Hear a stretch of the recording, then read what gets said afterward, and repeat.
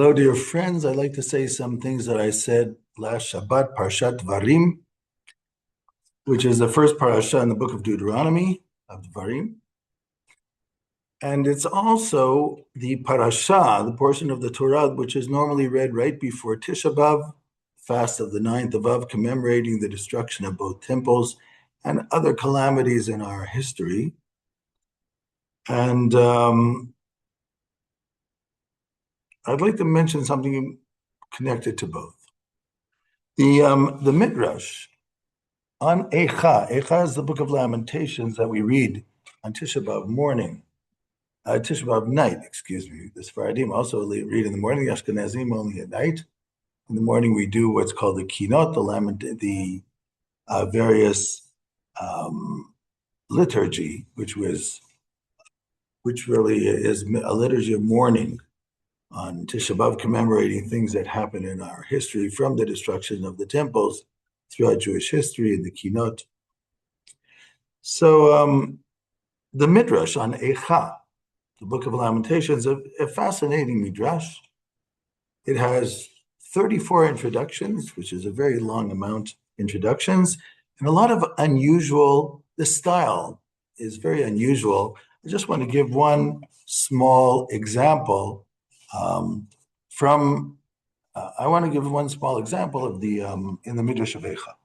First of all, it starts out, Eichah yashva badad. How is it that this multitude of people in this city, the city is now sitting in isolation? So the Midrash says, Shloshani tabu b'shon Eichah. There are three who received prophecy with the word Eichah. The first of them, of course, is Moshe, in the Parsha of Devarim, where he's talking about the history of what happened in the desert. And he says, Eicha esa levadi tarchachem u'misachem v'rivchem. How can I possibly do all by myself all the needs of this people, whether it's to listen to their problems, to decide on their problems, to judge them. And then, of course, he's told first by his father-in-law Yitro that he should appoint judges, and which he does, Anashim Chachamim V'Yiduim, and he appoints them to help him. Now, that's the first Eichah.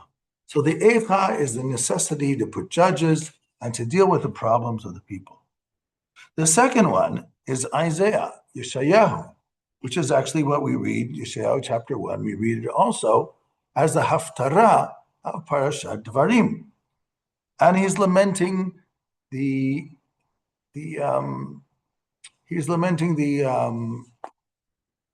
shortcomings of Jerusalem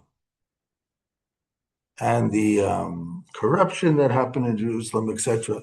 And people thinking that all they have to do is bring the offerings to the temple and that atones for them without changing their ways. And he says, Eicha aita lezona kirya ne'emana. How did this faithful city turn into a harlot, looking for any possible outside sourced redeemer? And Jeremiah eventually said, Yirmiyahu said, in Eicha yashva badad. And eventually this led to Jeremiah talking about the destruction where Jerusalem is in isolation. So it goes from the regular problems to the serious problems to the destruction of Jerusalem and the temple. These are the three Eichas. And then the Midrash continues, saying, what does the word Eicha actually mean? They asked Ben Azai, Amrullah Rabbeinu, Drosh lanu devar echad migilat Kinot. Tell us something and interpret something from the book of Kinot, which is the book of Lamentations. So he says, well, the people of Israel did not go into exile until they denied Yechido Shel Olam, which means the one of the world, meaning God, the creator of the world, which is the Aleph of Eicha, the first letter. Ube milah shenitla esrim dorot, ube aseret hadibrot, ube chamisha chumshei Torah, minan Eicha. In other words, The Aleph represents God. When they denied God, they went into the Galut. But not just that, the Yud represents the 10 Commandments. That's what it is in numerology. It's number 10. And so also they denied the 10 Commandments or defied. And the Kaf represents 20, which is 20 generations before they received the command of the Brit Milah, of the covenant, of the circumcision. And also they turned against that. And then Hay represents the 5 books of Moses. So by denying their heritage, this threw them into Galut. And then another drasha, Rabbi Brechia says, Rabbi Levi says, Lo Galut Yisrael shekavru b'shloshim v'shesh kritot shebatorah u'baseret hadivrot binyan Eichah. Which means, if you take the word Eichah, there were 2 things here. Not only did they turn against the 10 commandments, which is the Hay, but the Aleph Yud Kaf, which comes out to 36, represents the 36 times the word Brit, covenant, is mentioned in the Torah, and they turned against the covenant. So a numerological drasha on this word Eichah. But what I'd like to say is that there's another Eichah, aside from the first 3 that were mentioned. It's written Eichah, but it's not pronounced Eichah. And that's when Adam and Eve are in the Garden of Eden, and they eat from the tree of knowledge of good and evil that God told them not to eat from. And then they hide because God starts looking for Adam. And God says to Adam, Eichah, where are you? And Eichah is spelled Aleph Yud Kaf Hey, like the word Eichah. So if you want, that's the 4th one. And this 4th one is both the problem and the solution of the 3 Eichahs. It's the problem and the solution of the exile. Whether it's the exile of the people or the estrangement of the Jewish individual from their own heritage.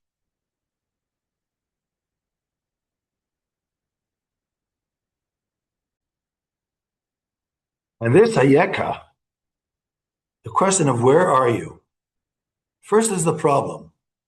As I said, when you have a generation which is estranged to its own culture, heritage, and belief system, that's what actually the Midrash is saying. You don't understand what the 10 Commandments were for, and you don't understand the relationship to God, and you don't understand the point of the covenant. That leads to the estrangement of the whole people in the exile, because then you don't have the strength that identity gives a people. And it's also the solution, because by asking Eichah, where are you, is always like, who are you? Where are you in life? To what are you connected? Because if you can answer that question of Eichah, where are you? Then you can regain that identity. And you can reconnect with God, with the 10 Commandments, with the covenant, with the Torah. And that becomes the strength of both of the individual and of the collective. And all the difficulties and the vicissitudes that the people of Israel face are all to remind us of this word, Eichah. Where are you, Adam and Eve? That's part 1. Part 2, in the book of Devarim, in chapter 1, in the first pericope, in the first portion, Moses retells the story of the 12 spies who went into the land for 40 days and came back. And because they said terrible things about the land, and the terrible things that were that we cannot overtake them, they're too strong, etc. Like was in Parashat Shlach Lecha. Because of that, the whole generation was punished. And the punishment was 40 years in the desert, a year for every day that it took them to go there and come back. Moses says 2 unusual things when he retells the story. Number 1, he says, "Vatikru alai kulchem vatamru nishlacha anashim." He says, you approached me and said to me, I think it's a good idea if we send spies. In Parashat Shlach Lecha, it sounds like God is telling Moses, Shlach Lecha Anashim, send spies. Turns out it wasn't, it was actually the people's idea. God agreed, but it was a people's idea. Of course, as we talked about another time, the problem of the spies is they were just supposed to look to see how to conquer the land and what the weaknesses and the strengths are. They weren't supposed to give their opinion whether they should go or not, because God already said, Ale Reish, you're supposed to go. But an interesting thing that Moses says, after he tells the story in short of the spies, he says, Uba davar hazeh inchem ma'aminim b'Hashem Elokecha. In this aspect, you have a lack of faith in God. You don't believe that God can work through the natural world. You think it can only happen here in the desert. There's something interesting here about the word emunah. I think it's an interesting thing. What exactly does emunah mean? Let me quote you another place. The Talmud says that the 6 orders of the Mishnah. So the Talmud in Shabbat 31 brings a drasha of Reish Lakish, Rabbi Shimon ben Lakish, on the verse in Yeshayahu, Isaiah, Vaya emunati techa, chosen yeshuot chokhmah badad, that these 6 words represent the 6 orders of the Mishnah. Vaya emunati techa. Emunah represents the Seder, the order of blessings, brachot. Why? I'll study them out. So emunat is brachot, faith. The word faith represents blessings. Itecha, the various seasons and times, that represents the holidays, which is called the order Seder Moed. Chokhmah, Vaya emunah itecha. Chosen represents nashim, women, because it represents your strength, which was the children who are going to continue after you. Yeshuot, all this is based on Rashi, his interpretation. Yeshuot, salvation, is the Seder Nezikin, which is the laws of damages that take place in a court of law. Hopefully the judges will save the victim from the perpetrator. That's called Yeshuot. Chokhmah, that's Seder Kodshim, the laws of the temple, wisdom. And Da'at represents Taharot, purity. So let's take the first one. Rashi says, why is the first one, brachot, called faith, emunah? Because brachot deals a lot with the laws of the land of Israel, the agricultural laws of the land. And so Rashi says, Shema'amin b'borei olam v'zorea. When a person plants, they believe in God and they plant. What does that mean? You believe in God and you plant. Can't you plant without believing in God? And if you believe in God, it helps you plant? What exactly does that mean? This is an interesting example of what faith is. Faith is not blind faith. When I am planting the seed, I know that people before me planted and it worked. And if there's the right water, the right rain, and good soil and fertilizer, and if I plowed correctly and got rid of the weeds, it will happen. But I still need belief, because there's always things that are out of my hands. Maybe there'll be a drought. Maybe things will go bad. Maybe I won't have the workers on time. There's so many things that could go wrong. Faith is not blind faith. Faith is when I want to do something which makes sense, but I also trust in God to know that I need God's help. It's not that I'm jumping off a cliff and hopefully God will save me. It's I'm doing something which makes sense and I plan my life out, but I know that I have to leave to God all the things that I cannot plan. That's called emunah. Emunah is not credo qui absurdum. Emunah means that I am doing something that makes sense, but I know that I need God in my life. Now, So therefore, let's get back to the story of the Meraglim. You see, the spies, as is mentioned in various commentators, the spies thought that the land of Israel was not a good idea. Well, the people, it takes some time. They just left Egypt, and it'll take a couple of years until, by the way, the spies was very soon after leaving Egypt. And it'll take, of course, a couple of years until they get used to the idea of keeping the Torah, whatever.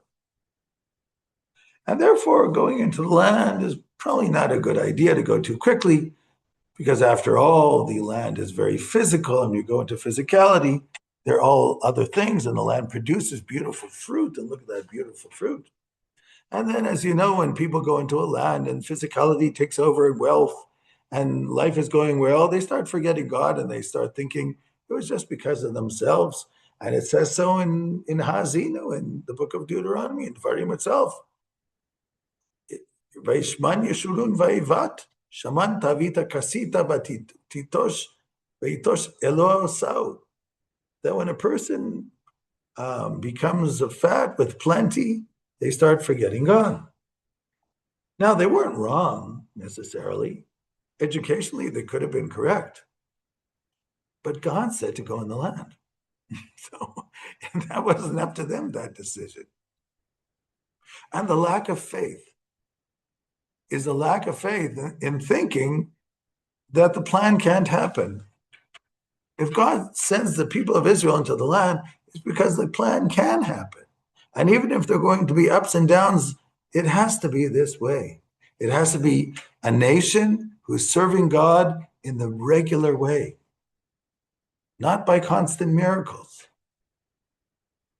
I always said that, there are superheroes that children watch on television, once upon a time in comic books. And there was Superman and Batman. The problem with Superman was that Superman had X-ray vision, and Superman could fly, and Superman had might, which was beyond human ability. And so therefore, if a child sees that Superman fights crime, doesn't mean they can, because they're not Superman.